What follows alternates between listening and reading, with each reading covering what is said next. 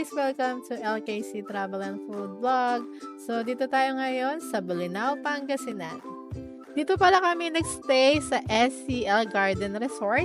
Kung gusto nyo din mag-book, nasa comment section ng link, pwede nyo sila i-message.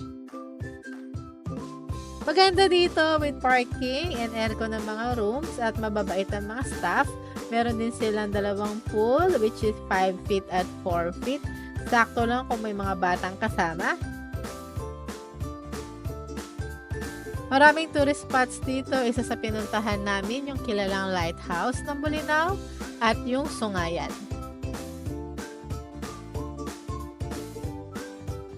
Dito sa lighthouse, 40 pesos yung entrance fee at kung gusto nyo bumili ng mga souvenir, madami kayo makikitang tindahan dito malapit sa lighthouse.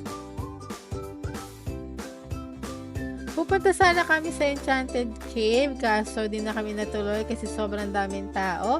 So entrance fee doon is 300 pesos.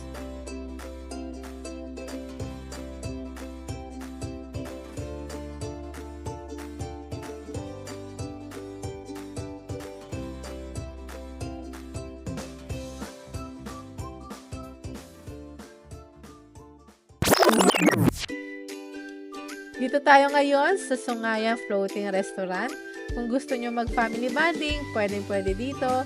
So, habang kumakain kayo, iikot kayo sa river, pero with rates yon. So, isa ito sa dinadayong kainan dito sa Bolinao, Pangasinan.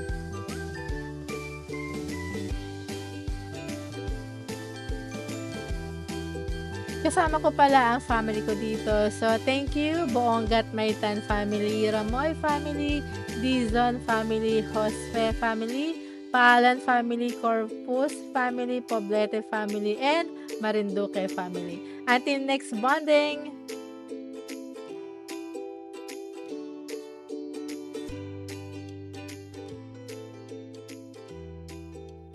Salamat sa panonood!